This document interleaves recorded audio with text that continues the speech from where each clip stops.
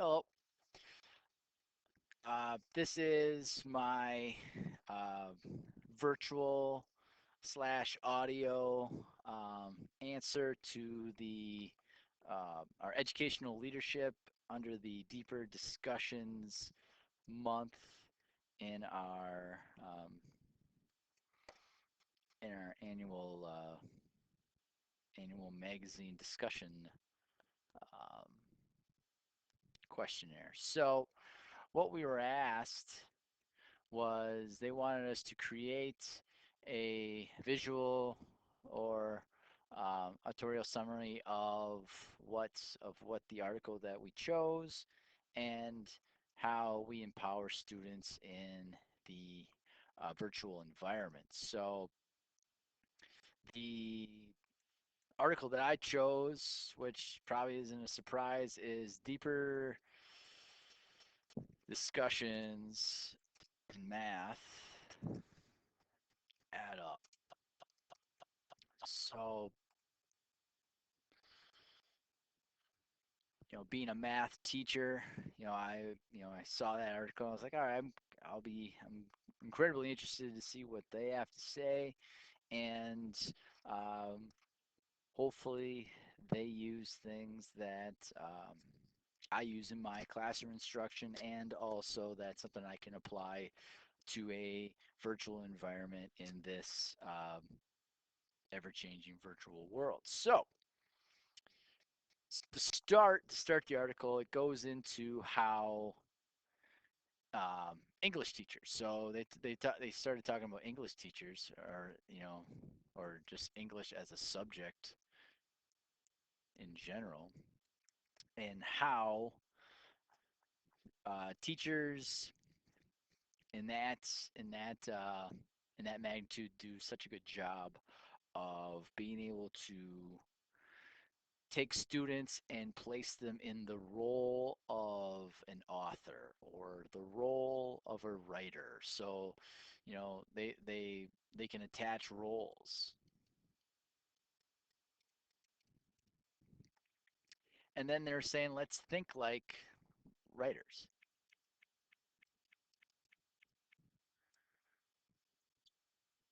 So what we can then say is, all right, they can do the research, the exploration, the questionnaires, the surveys, all of those things that tie into the concept or the lesson that they're trying to get across for that particular unit.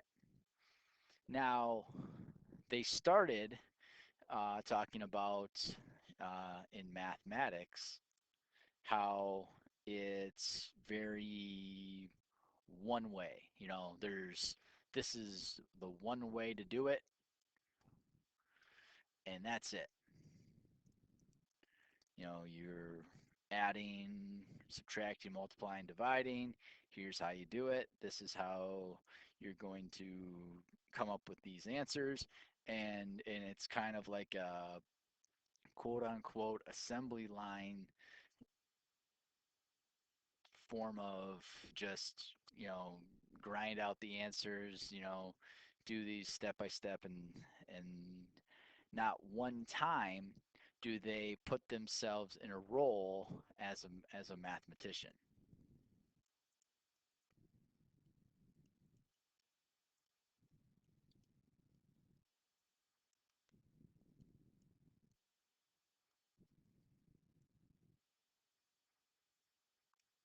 And why is that? So sometimes I believe when it comes to why teachers don't attempt, especially math teachers, don't attempt to put students in that mathematics role is, for the most part, I would assume that they feel that the material is too complex. Anything that has any noteworthiness or anything that was anything of value, or they were able to figure anything out, the students don't have the mental capacity to solve those kinds of problems, which in some circumstances, sure, but you can play that role and say, all right, we have a problem, you know,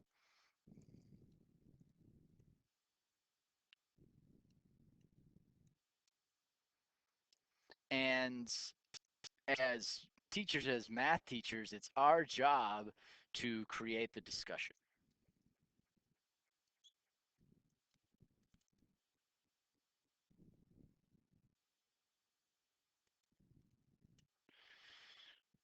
Not only are we creating the problem, we're creating the discussion. So sometimes we have to kind of bridge things in order to um, assist them or do things that kind of tie into what unit we're teaching. You know, there's an age-old question is like, when are we ever going to use this stuff?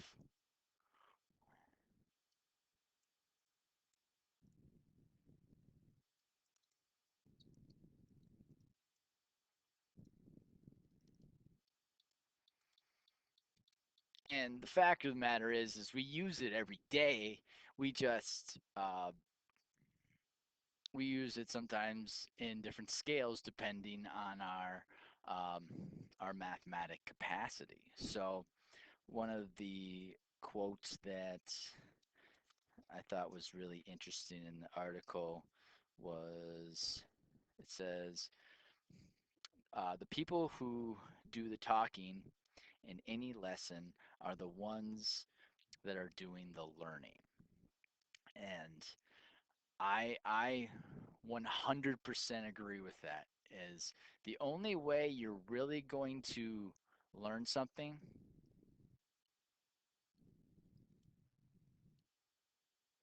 is first you must be able to teach it. Whether it's you are teaching another individual or you are teaching yourself. I can think of several examples where I had to teach myself this, that, or the other in order to uh, have some kind of knowledge base in order to perform some type of task. I'll give you an example.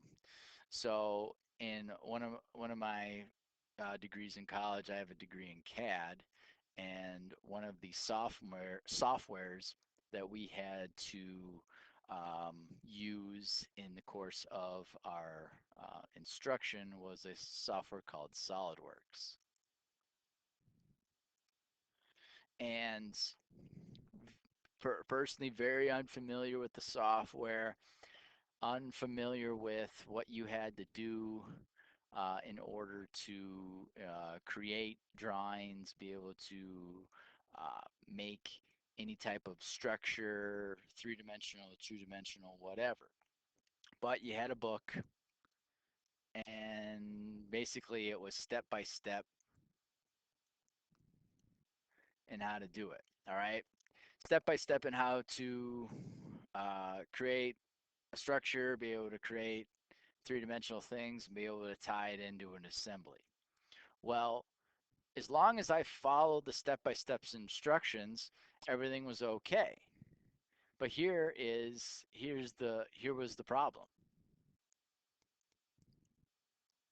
The problem was when I received a job using SolidWorks, I was like, well, now I don't have the book that I have. I mean, I have the book to you know, help me out. And if I can need to look something up, I'm certainly can do so. But the problem is what happens when things go wrong?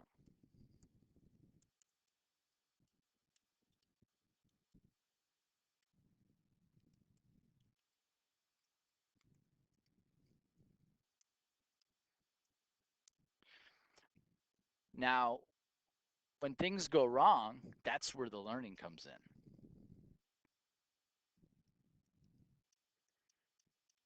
And I learn more from mistakes than I ever did from step by step instructions.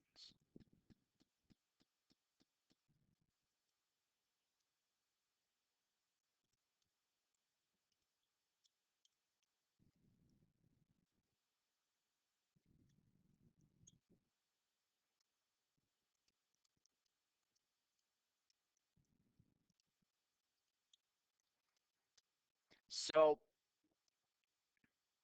having that knowledge, having that, you know, oh, this mistake happened, I was able to then say to a colleague or a friend or another student, I was like, oh, I know what happened. I can fix this, or I can tell you how to fix this. And that gave me so much more confidence to say, all right, well, if I can tackle this task or this problem, I can be able to figure out, other problems and other tasks, whether it was related to that, software, or if it was a math problem or whatever it was. And in the article, it says being able to be the one that is talking, being able the one that is learning, being able the one that is creating this blueprint or creating this lesson. There is an increase in student learning.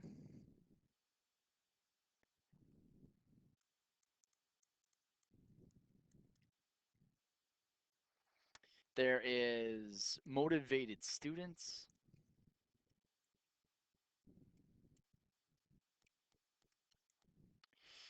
There is support teachers in understanding, assessing student thinking, both critically um, and being able to make that shift to the mathematical um, mindset, or in like what they said in the English classes, right? Trying to put ourselves in the role as mathematicians. So I found the article quite fascinating. So so to answer the question, how am I empowering students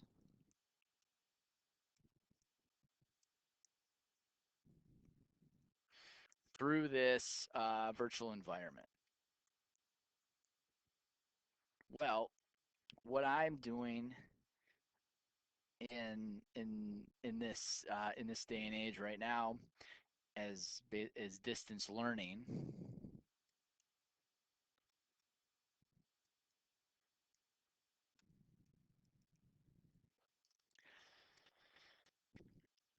I give them a lesson that they watch. I give them an assignment to work on to be able to uh, keep up with, you know, the content.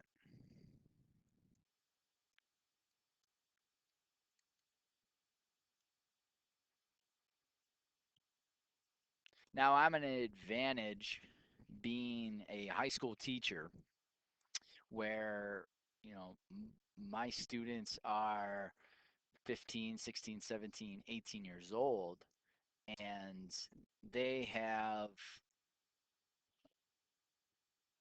more, definitely more independence, and especially they have the freedom to work at their own pace.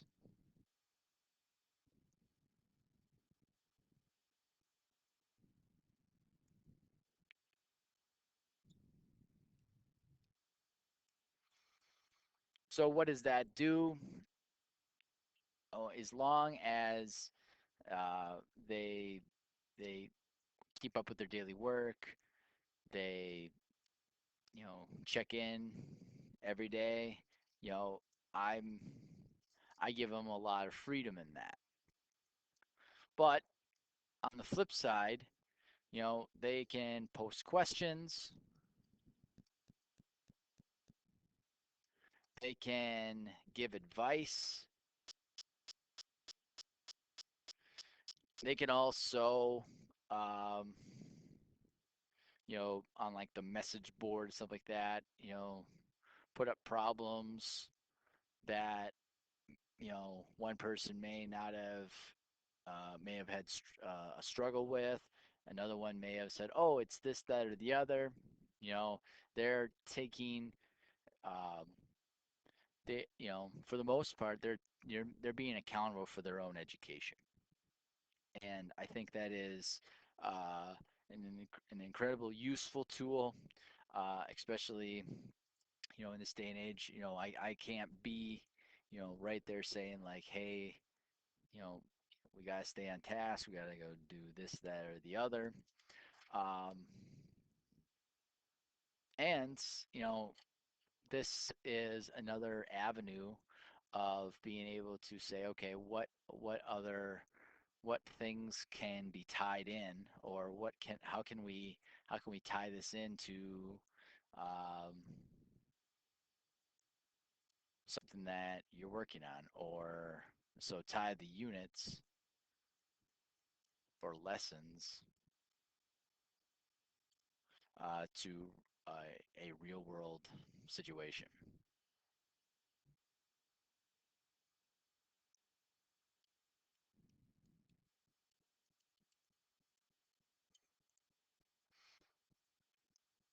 And that's what I really took from the article. I thought it was a interesting read, and it kind of a bunch of things that I was that I the like the bullet points on it, are things that I feel like I'm doing in class, and I feel like the students you know do a really good job of being able to, um, maybe I don't use that word, but try to put themselves in that mathematician's role.